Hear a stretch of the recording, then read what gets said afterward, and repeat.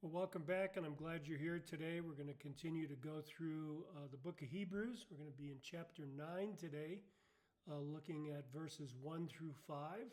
So, this is a discussion of the characteristics of the earthly sanctuary, and of course, the author is going to contrast this with Jesus' sanctuary by the end of this section.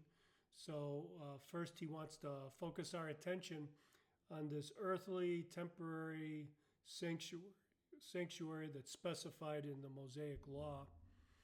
And as we go into this, let me read it just so we can see it and hear it. It says, "Now even the first covenant had regulations for divine worship and the earthly sanctuary. For a tabernacle was equipped, the outer sanctuary, in which there was a lampstand, the table, and the sacred bread. This is called the holy place.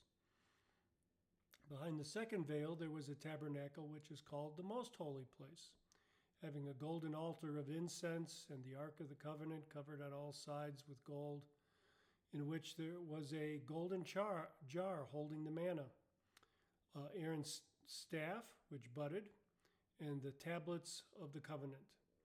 And above it were the cherubim of glory overshadowing the atoning cover. But about these things we cannot now speak in detail." So the writer here is really focusing us on what's necessary for us to understand the superiority of Jesus. He's not going through every detail of the sanctuary, but he's looking at the regulations. And I want to point out that word in verse 1. Regulations, these are the rules. These are the laws that God put in place in order for his people to worship him in an acceptable way. It's what God not only desired, but required for what it says, divine worship in the earthly sanctuary. So the focus is on these regulations that concern the physical place regarding worship. And what we learn from this before we go on is that God's not left us in the dark about how to worship him, has he? He has not left us wondering how worship is to be conducted or where we're to worship. In contrast to the pagan nations that were around Israel, who had to invent their own ways of worshiping God. Some of them were deadly. Think of Balaam and Moloch, where child sacrifice was carried forward. There were gross forms of pagan worship involving temple prostitution of both male and female. Just gross things that people did in their quest to try to figure out or try to worship their God. But God has not left us in the dark in any way on how to worship him. Verses 2 through 5 of this section then summarize the remaining features of what he's calling the tabernacle. Now, technically speaking, the tabernacle would be the tent enclosure that Moses constructed according to God's commands that they traveled with up to the time of Solomon. So for about 500 years, they had this tabernacle. And in our context here, it's more generally speaking about different enclosures in both the tent and the temple. So the first enclosure, the outward one, is the holy place. You have an outside court. Then you go through a first set of curtains, and you're in the holy place. And there you have this lampstand, a table, and the bread of the presence. And then you go through another set of curtains, and you find yourself in the most holy place. There's a golden altar, but it's not actually in the most holy place, but it's associated with it. You could see that in Exodus chapter 40, verse 5. And there's also the Ark of the Covenant and the contents of that ark. And then we see what's in the ark. It tells us in verses 2 through 5. And above the ark. So again, very spatially oriented. He's talking about how all these things are being arranged.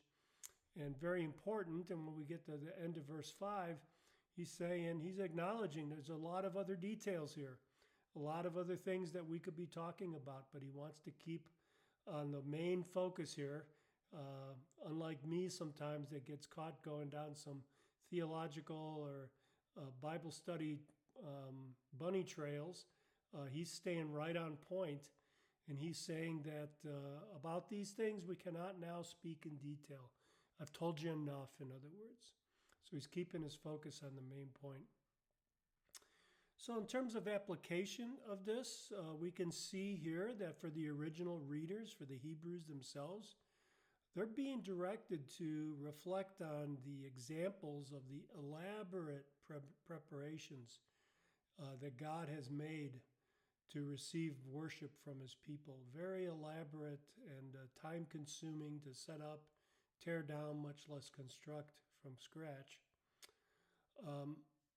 Makes me remember, and perhaps them as well, that the Old Testament, the Hebrew Scriptures, provide us with a lot of material that is there for our edification and our encouragement. But I think, like them perhaps, we need to be reminded of it. We often overlook it. We simply rush on when we get to the book of Leviticus, rush on when we get to the book of Deuteronomy, and really overlook all the riches that have been provided for us there. I said at the beginning, at the overview, that we're going to personalize these truths here. I think we're going to do that today. An example is, for me, is acknowledging that all that the regulations that God has provided to Moses, all those meticulous details throughout the book of Exodus, chapter 20 to about chapter 32, and then from all the book of Deuteronomy, all those things have been preserved in my Bible for 3,500 years, your Bible too. And it's been preserved by the blood of the martyrs. People have died so that I could read this. So it's for my good. This is for my good.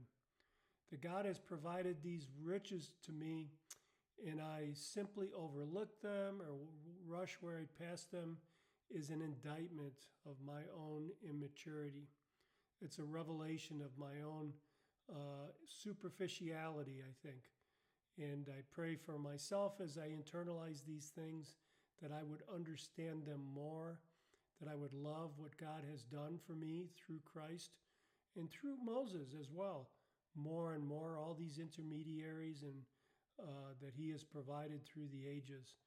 So brothers and sisters, perhaps I could give you an example and you can internalize this for yourself.